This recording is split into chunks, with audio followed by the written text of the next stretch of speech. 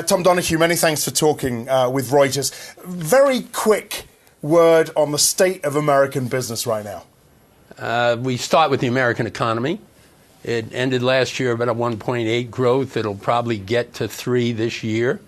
It's going to get stronger because of the trade agreements which are coming. American business is also doing well around the world, and they have done fairly well on the stock market until the last few weeks. Right. And they've accumulated a good amount of cash. They're poised to get stronger and do better. So the bullishness that we're hearing is not overdone. I hope I wasn't bullish. I hope I was on target of where we're going. Don't push it too far because there are issues all over the world to worry about. I guess my question is the U.S. Businesses you meet here, the U.S. businesses you speak to on a daily basis, are they being a little bit too bullish? They're excited that things are getting better. I always tell them, count your blessings and look at your challenges. And the challenges are Europe, for example, which is our major export partner, and that economy is still very flat, not doing very well. The challenges are a massive increase in regulation all around the world, sure, which, piled one on top of the other, has an ability to really stifle economic growth. And the real question is the consumer. Is the consumer coming back, and when and how much? Is the government a help or a hindrance in creating jobs right now, would you say? Well, it's really important that the government understand that they can be of a help, but if they think they're going to create the jobs and they're going to drive the decisions, then there'll be a hindrance. You've said that the Chamber's going to work hard to elect pro-business candidates. Most see that as a swipe at the Tea Party. How much are you willing to spend to get your guys elected? First of all, we're not swiping at the Tea Party.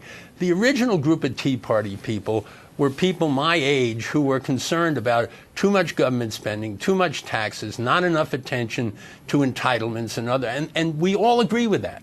Now we have a group of people that are trying to insert themselves into the argument and run for Congress, right, who want to close the government, that don't want to pay our debt, that want to take decisions that are going to be totally counterproductive, and better to go after them in the primaries, sure, and say, look, we'd rather have a more balanced person that understands what creates jobs, which is business, and what role government has. You're prepared to fund candidates, though, on either side of the aisle?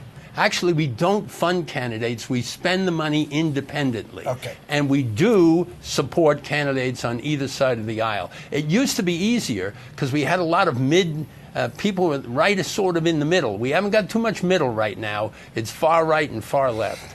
Do we get immigration reform this year? I spoke to Senator McCain yesterday. He on all the issues, he seemed to be most positive on this one. Yeah, I absolutely agree we get it. Now, let me make clear. We have a bill passed through the Senate, which is a comprehensive bill. The House is passing independent bills, one after the other. We're getting there. They'll probably do 4 more. And then we'll end up with a bill before the end of the year. I just want to finish up with, obviously one of the big themes is income inequality. Your chief economist at the Chamber of Commerce said that the U.S. isn't in as bad a place on this as some of the stats show. You go with that? Well, I believe that you don't want to deal with this argument, which was it's a real argument. He said we're looking at the wrong numbers, right? Yeah, well, no, but just my point. This issue is a political issue right now. If you want to say that the CEO of the biggest company makes so much more than the lowest person in the company, sure, but that's not the argument.